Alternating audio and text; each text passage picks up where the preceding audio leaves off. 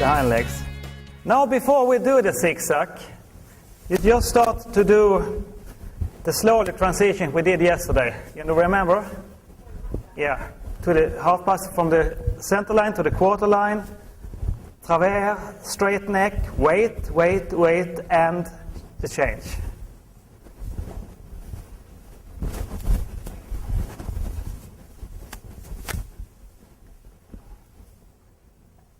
No, you do it from the center line.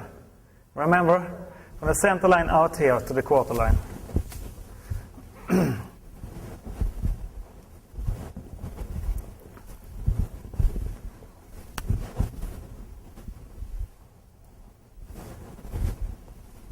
And then travers. Stay in travers. Straight. And stay, stay, stay. Yeah, stay there. And then change. Okay. Was quite okay, but not 100%. So we do it a few more times. One more time to the right now.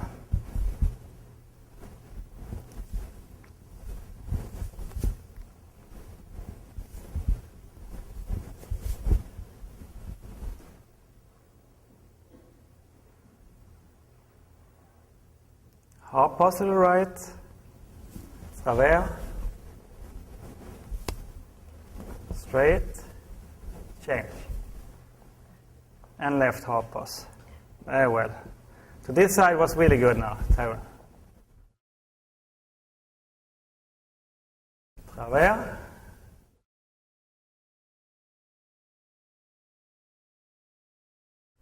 Good. Very well.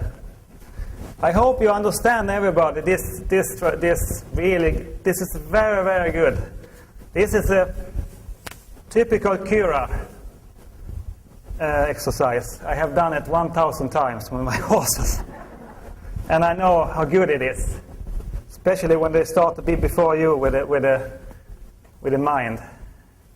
And also, when we start to be stressed, oh, now the change is coming. Then you can do it quietly like this and wait and wait and wait. And you have quality of the change. Yeah? So many bad changes in a zigzag because you really don't have the balance of the horse. Okay, Tanya, went really, really good. Very good. Now we're going to do 4, 8, 8, 4. And I just give you some small. Now you cannot do this slowly or transition. Now you have to change on the strides. And don't be afraid to do mistake now. I just give you one and showing the audience one smart thing, give you the whip, that you can think about.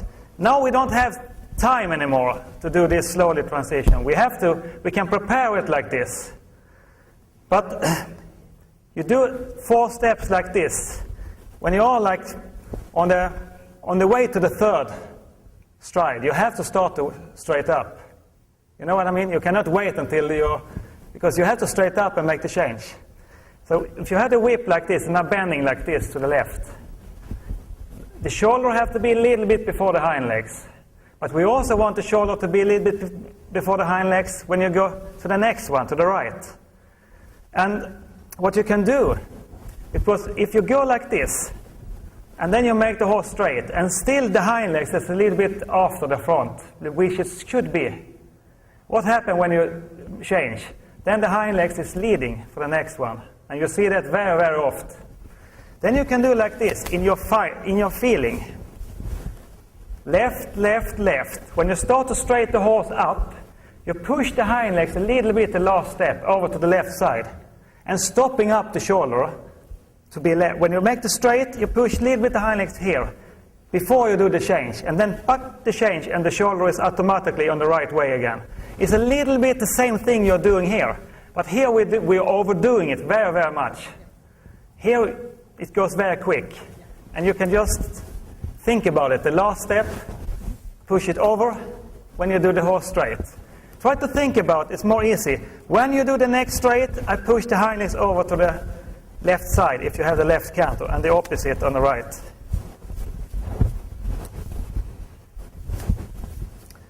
And now you start it when you have nice feeling in the canter.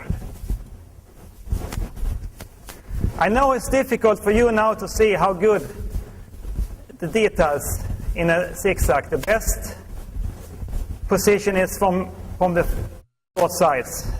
I stay here.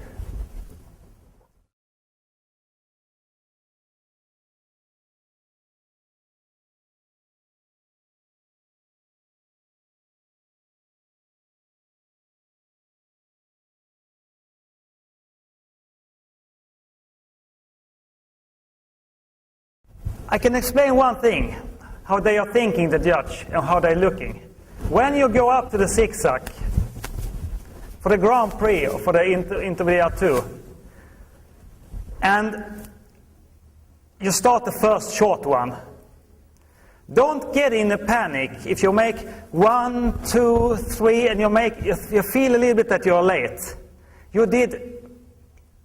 When I could see, when you start to go to the side, I could see maybe it was 5 you did here.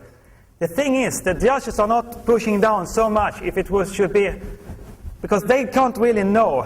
It's very difficult to say, because sometimes in Grand Prix, you go a little bit straight before you start because some horses, they are coming so much to the side, so they are too early in the beginning, in the end. So you have to go straight a little bit with some horses. So it's very difficult to prove when you started to count. So I don't think they should punish you the first one. The last one they should do, because it's very easy. It was 9,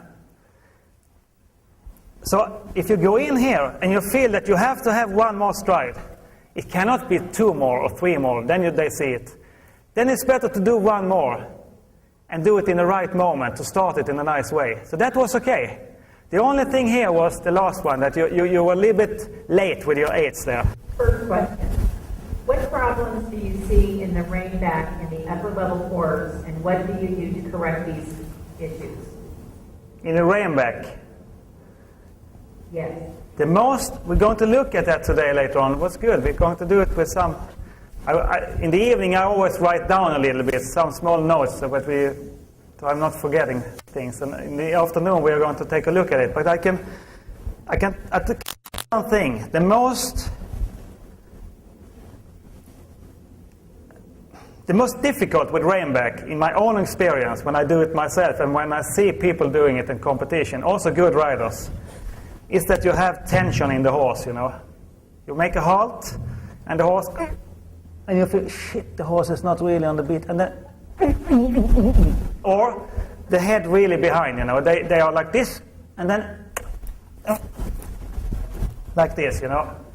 It's so difficult to make a halt, have the horse here and the nose here, and take the rein back without the nose just getting like this.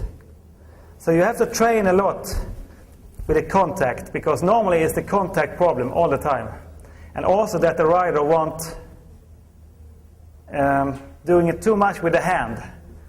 So you have to be very sensitive to make the halt, keep the contact, and a little bit starting with the leg, and just pushing the horse, and then not throwing it back, but holding with your hands still.